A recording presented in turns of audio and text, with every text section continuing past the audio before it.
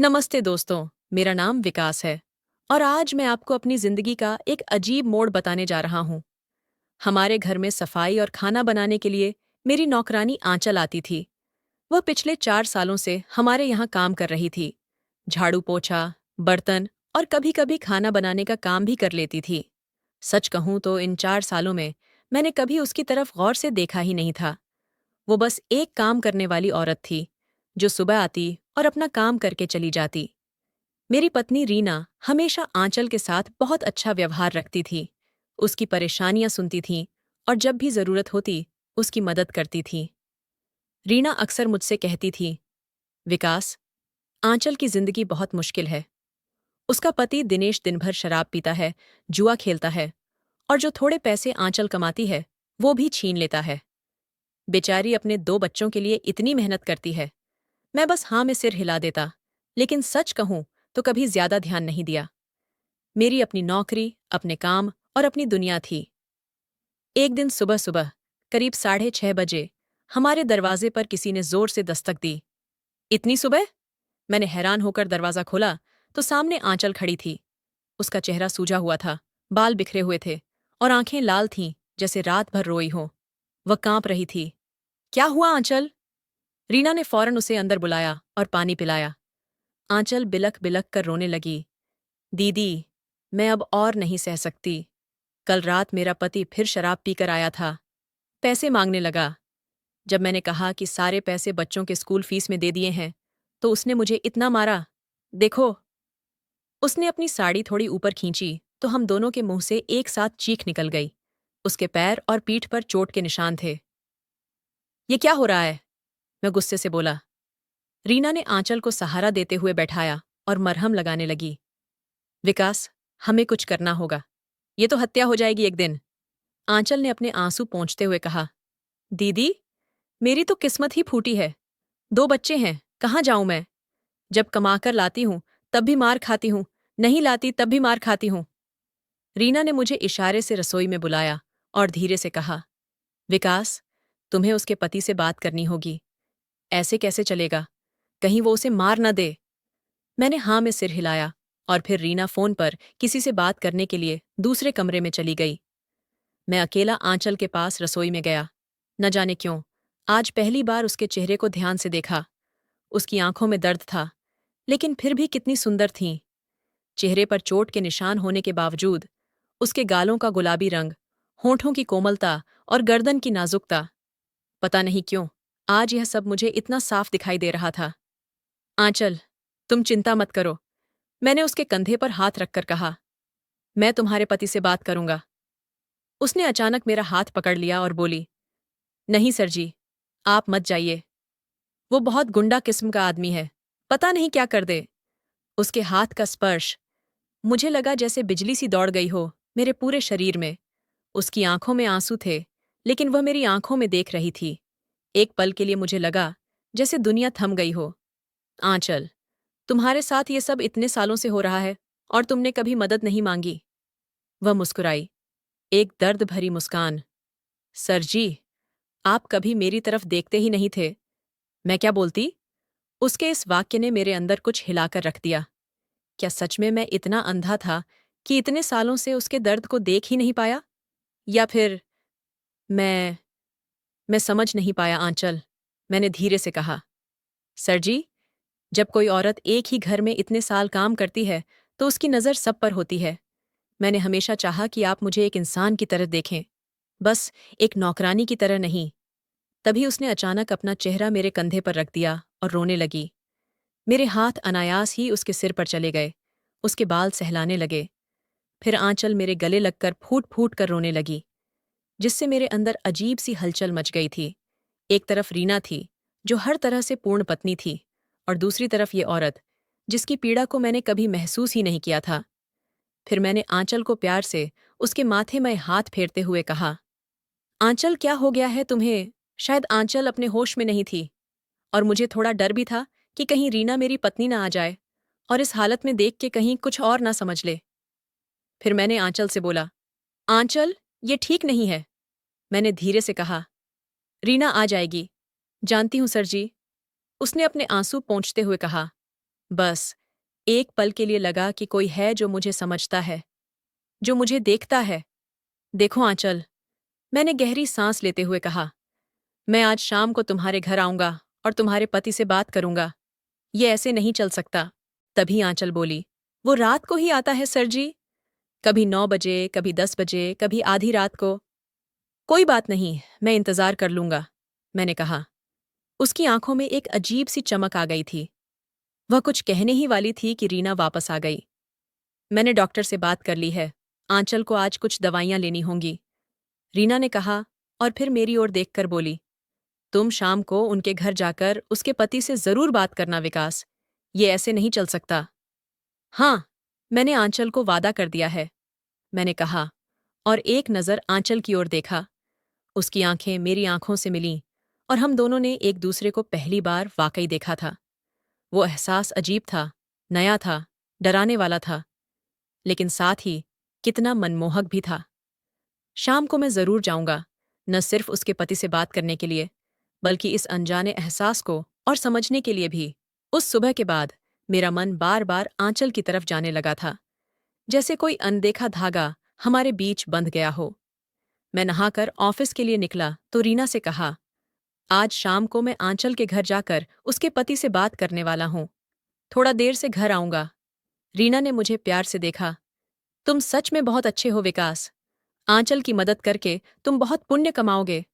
उसके शब्दों में मुझे अपराध बोध हुआ। क्या वह जानती कि मेरे मन में क्या चल रहा है? पूरा दिन ऑफिस में मेरा मन नहीं लगा। बार बार आंचल का वह सुबह वाला रोता हुआ चेहरा, उसकी आंखों में छिपी भावनाएं, उसके होंठों की कंपकंपाहट, सब कुछ मेरी आंखों के सामने नाच रहा था। जब भी कोई फाइल खोलता, वहां उसकी छवि दिखाई देती।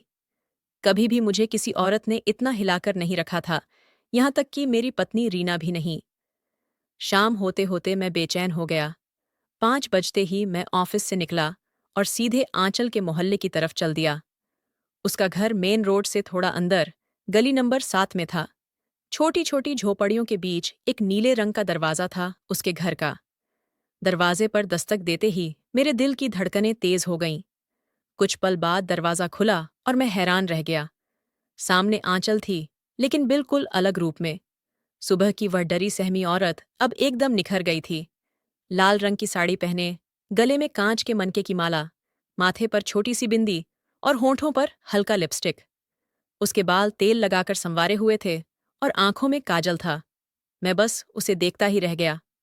सर जी, आप आ गए। उसकी आवाज में एक अजीब सी खुशी थी। मुझे पता था आप जरूर आएंगे। वह एक तरफ हट गई और मुझे अंदर आने का इशारा किया। घर छोटा था, बस एक कमरा और एक छोटी सी रसोई। कमरे में एक पुराना पलंग और 2 स्टूल थे। कोने में एक छोटी सी अलमारी थी, जिस पर देवी देवताओं की तस्वीरें रखी थीं। बैठिए ना सर जी, उसने पलंग की तरफ इशारा किया। मैं थोड़ा संकोच के साथ पलंग पर बैठ गया। आंचल ने जल्दी से एक गिलास पानी लाकर मुझे दिया और फिर स्टूल खींचकर मेरे सामने बैठ गई।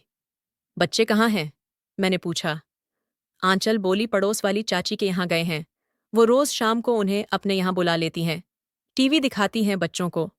हम दोनों के बीच एक अजीब सी खामोशी थी। मैं महसूस कर सकता था कि उसकी नज़रें मेरे चेहरे पर टिकी हुई हैं, जबकि मैं इधर उधर देख रहा था। आंचल, मैंने बातचीत शुरू की, तुम्हारे पति कब तक आएंगे? देर रात तक आते हैं सर जी। कभी 9 बजे, कभी 11 बजे, कभी तो सुबह ही आते हैं। फिर हम दोनों फिर चुप हो गए। मेरे अंदर एक अनजाना सा डर था, एक हलचल, एक बेचैनी। सर जी, एक बात पूछूं? आंचल ने अचानक कहा। आप सच में मुझे अच्छे लगते हैं? उसका यह सवाल इतना सीधा था कि मैं हक्का बक्का रह गया, लेकिन उसकी आंखों में जो उम्मीद थी उसे झुठला नहीं सकता था। हाँ आंचल, मैंने धीरे से कहा, तुम मुझे बहुत अच्छी लगती हो। आंचल की आंखें चमक उठीं। सर जी, एक औरत क्या करे जब उसके नसीब में दिनेश जैसा आदमी लिखा हो? दिनेश देर रात तक शराब पीकर आता है और 5 मिनट में ही थक जाता है, और मैं ऐसे ही तड़पती रहती हूँ। रीना दीदी कितनी खुशनसीब हैं, उन्हें आप जैसा पति मिला। और तुम्हें? मैं रुक गया। मुझे? वह हंस पड़ी, लेकिन उस हंसी में कितना दर्द था। मुझे तो वो मिला जिसका बस शराब से प्यार है। सुहागरात को भी वो इतना पीकर आए थे कि मुझे देखते ही बेहोश हो गए। कभी मुझसे प्यार से बात भी नहीं की। मेरे अंदर एक अजीब सी गर्मी भर गई। मैं उससे नजरें मिलाने की हिम्मत नहीं कर पा रहा था। एक बात पूछूं? मैंने हिचकते हुए कहा। पूछिए सर जी, उसने कहा। अब तो आप और मैं में कोई पर्दा नहीं रहा। क्या क्या तुमने कभी किसी और से रिश्ता बनाया है? आंचल ने गहरी सांस ली और कहा, अब आपसे क्या छुपाना सर जी। जब पति से प्यार नहीं मिलता तो औरत का मन डोलता है। मेरे मामा का लड़का सतीश है। वो जब भी गांव से आता है तो मुझसे मिलने जरूर आता है। कभी कभी जब मेरा पति बाहर होता है तो। उसकी बात सुनकर मेरा चेहरा गर्म हो गया। न जाने क्यों मुझे जलन सी होने लगी कि आंचल किसी और की भी है। लेकिन सर जी, वह थोड़ा आगे आकर बोली, अब उसकी भी शादी हो गई है। वो बहुत कम आता है। और फिर मुझे कभी उससे वो प्यार नहीं मिला जो मैं चाहती थी। क्या चाहती हो तुम? मैंने धीरे से पूछा। बस इतना चाहती हूं कि कोई मुझे प्यार से देखे, मेरी तारीफ करे, कहे कि मैं सुंदर हूं, मुझे महसूस कराए कि मैं सिर्फ काम करने वाली औरत नहीं हूं। आंचल की आंखें नम हो गईं। सर जी, जब से आपके घर काम करने आई हूं, तब से मन में एक उम्मीद थी कि कभी तो मुझे देखेंगे आप। मेरा दिल पिघल गया। सच में, मैंने कभी उसे एक औरत की तरह नहीं देखा था, सिर्फ एक नौकरानी के रूप में। आंचल, मैंने उसके हाथ को थामना चाहा, लेकिन फिर रुक गया। मुझे माफ कर दो। मैंने कभी तुम्हें वो सम्मान नहीं दिया जो तुम डिसर्व करती हो। अरे सर जी, वह उठकर मेरे पास आ गई और मेरे बगल में बैठ गई। आपने कुछ गलत नहीं किया, लेकिन आज आज आपकी नज़र मुझ पर पड़ गई। मैं तो बस इसी पल का इंतजार कर रही थी। वह इतने करीब थी कि उसकी सांसों की गर्माहट मुझे महसूस हो रही थी। उसके बाल की खुशबू, उसकी साड़ी से आती हल्की सी सेंट, उसकी आंखों में छुपी वासना, सब कुछ मुझे अपनी तरफ खींच रहा था। मैंने हौले से उसका हाथ अपने हाथों में लिया और अपने होंठों से छुआ। एक पल के लिए वह सिहर उठी। आंचल, ये सब मैं कुछ कहना चाहता था। शश! उसने अपनी उंगली मेरे होंठों पर रख दी। कुछ मत कहिए। मैं जानती हूं ये सब गलत है। आप किसी और के हैं, मैं किसी और की। लेकिन क्या हम सिर्फ आज का दिन अपना नहीं बना सकते? मेरे अंदर एक संघर्ष चल रहा था। एक तरफ रीना थी, मेरी वफादार पत्नी, और दूसरी तरफ आंचल, इतने सालों से मेरी तरफ प्यासी नजरों से देखने वाली यह औरत। तभी मेरे अंदर कुछ जागा। नहीं, ये सही नहीं है। मैंने अपने आप को संभाला और धीरे से उसके हाथ को छोड़ दिया। आंचल, ये सही नहीं होगा। अभी नहीं। उसके चेहरे पर निराशा के भाव आ गए। आप आपको मैं अच्छी नहीं लगती? नहीं, ऐसी बात नहीं है, मैंने जल्दी से कहा। लेकिन यह जगह, ये समय, तुम्हारे बच्चे कभी भी आ सकते हैं, तुम्हारा पति भी।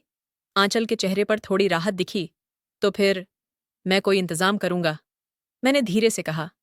ऐसी जगह जहां हम दोनों बिना किसी डर के मिल सकें। आंचल की आंखें चमक उठीं। सच में सर जी, आप ऐसा कर सकेंगे? हाँ, मैंने कहा। हालांकि मेरे अंदर अभी भी द्वंद्व था, लेकिन अभी मुझे तुम्हारे पति से बात करनी है। वह जो तुम्हारे साथ कर रहा है, वह बिल्कुल सही नहीं है। आंचल अचानक उठी और रसोई की तरफ गई। सर जी, मैं चाय बना देती हूँ आपके लिए। आप थके हुए लग रहे हैं। मैं उसे जाते हुए देखता रहा। उसकी चाल में एक अजीब सी मस्ती थी, जैसे वह जानती हो कि मैं उसे देख रहा हूं। मेरे अंदर एक अजीब सा भाव जागा।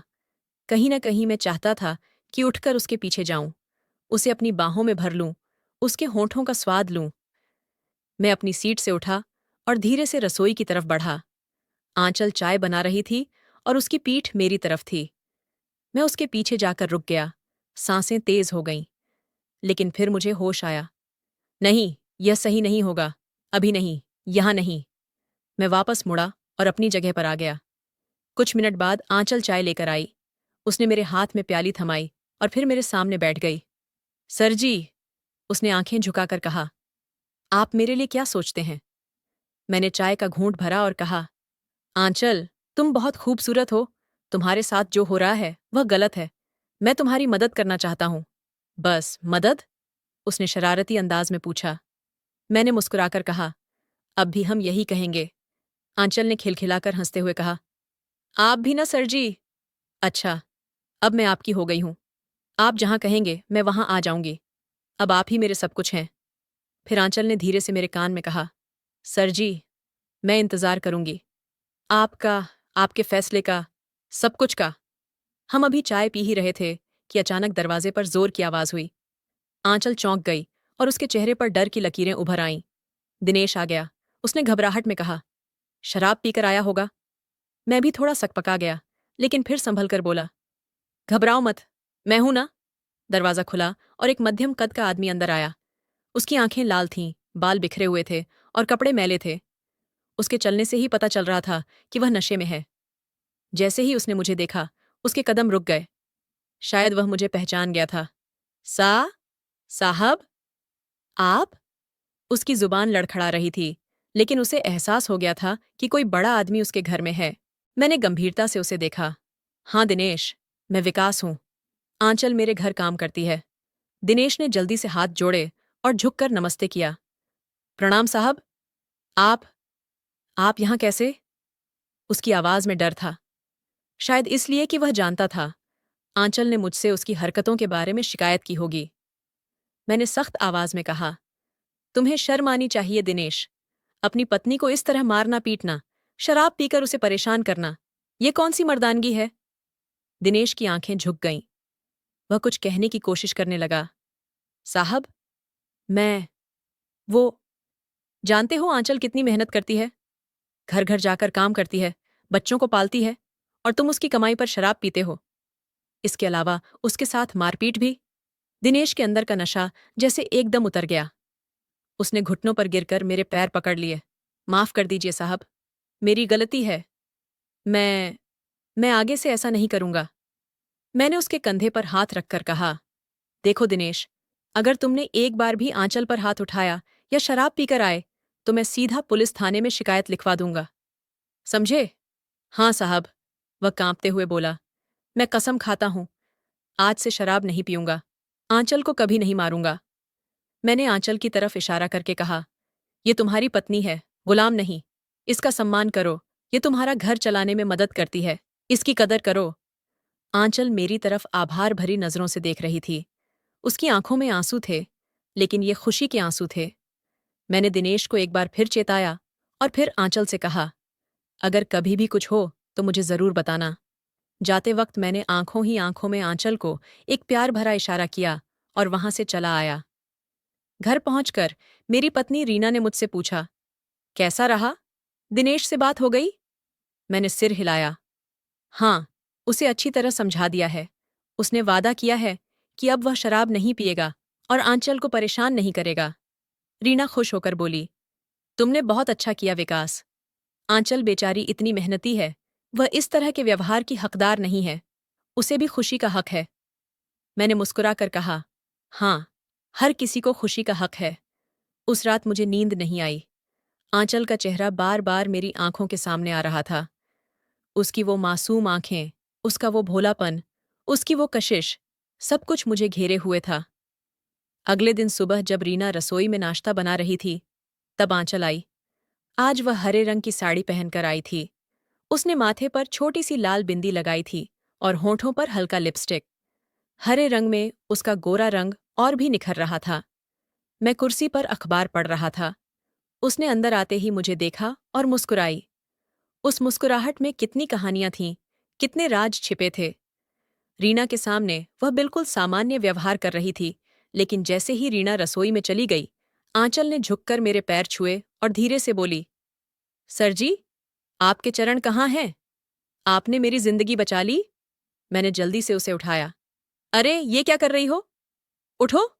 नहीं सर जी, वह बोली, आप मेरे भगवान हैं। कल से दिनेश बिल्कुल बदल गया है। रात को बिना पिए घर आया, मुझसे माफी मांगी और कसम खाई कि अब कभी शराब नहीं पिएगा। मुझे अच्छा लगा कि दिनेश ने अपनी बात रखी, लेकिन साथ ही एक अजीब सा खालीपन भी महसूस हुआ।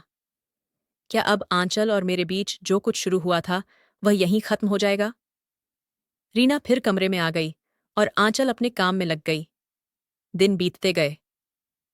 एक हफ्ते बाद रीना ने मुझसे कहा, विकास, मैं सोच रही थी कि मैं कुछ दिन के लिए मम्मी पापा के पास जाऊं। उन्होंने कई बार बुलाया है और बच्चों की भी छुट्टियां हैं। मेरे अंदर कुछ हिला। हाँ, क्यों नहीं? तुम्हें जाना चाहिए। तुम भी चलोगे? उसने पूछा। मेरे पास कुछ जरूरी काम है ऑफिस में। मैंने झूठ बोला। तुम जाओ, मैं अगली बार आऊंगा। रीना मान गई और अगले ही दिन मैंने उसके और बच्चों के टिकट बुक करवा दिए। शनिवार की सुबह जब रीना और बच्चे ट्रेन से गए तो अचानक मुझे एहसास हुआ कि मैं एक हफ्ते के लिए अकेला हूं। आंचल के साथ अकेला। मैंने फ़ोन उठाया और आंचल को कॉल किया। आंचल। जी सर जी, उसने जवाब दिया। उसकी आवाज़ में एक अजीब सी मिठास थी। रीना और बच्चे आज सुबह अपने मायके गए हैं। एक हफ्ते के लिए। फ़ोन पर एक पल के लिए सन्नाटा छा गया। फिर आंचल धीरे से बोली, मैं समझ गई सर जी। कल तुम जल्दी आ जाना। मैंने कहा, हम दोनों को बात करनी है। ज़रूर सर जी। उसकी आवाज़ में अब लज्जा और उत्सुकता का मिश्रण था। मैं सुबह जल्दी आ जाऊंगी। अगली सुबह जब मैं नहाकर बाहर निकला तो देखा आंचल पहले से ही आ चुकी थी। उसने आज सफ़ेद साड़ी पहनी थी जिसमें सुनहरे धागे का काम था। उसके बाल खुले थे और माथे पर छोटी सी बिंदी।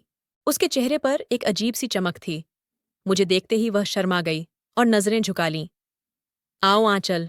मैंने उसे अपने करीब बुलाया। वह धीरे से मेरे पास आई और फिर अचानक मेरे गले लग गई। सर जी, आज मैं सिर्फ आपकी हूं। सिर्फ आपकी। मैंने उसे अपनी बाहों में भर लिया। उसकी सांसें तेजी से चल रही थीं। तुम्हारा वह शराबी पति? मैंने पूछा। उसे मैंने बता दिया है कि मेरी दूर की मौसी बीमार है, मैं वहां जा रही हूं। आंचल शरारती अंदाज में मुस्कुराई। वह शांत हो गया है जब से आपने उसे डराया है। अब वह कुछ नहीं कहता। मैंने उसके माथे पर एक प्यारा सा चुंबन दिया। आंचल, तुम जानती हो यह सही नहीं है। फिर भी। तभी आंचल बोली, प्यार कभी गलत नहीं होता सर जी। उसने मेरी आंखों में देखते हुए कहा, आज से मैं आपकी हूं। पूरी तरह से, जिस तरह से आप चाहें। उसकी आंखों में प्यार, समर्पण और वासना का ऐसा मिश्रण था जिसने मेरे सारे संकोच को पिघला दिया। मैंने उसे अपनी बाहों में उठाया और बेडरूम की ओर चल दिया। दोस्तों, आपको यह कहानी कैसी लगी? कृपया अपने विचार साझा करें। अगर आपको यह कहानी पसंद आई तो इसे लाइक और शेयर करें। ऐसी ही और कहानियों के लिए हमारे चैनल को सब्सक्राइब करें और बेल आइकन दबाना न भूलें। धन्यवाद।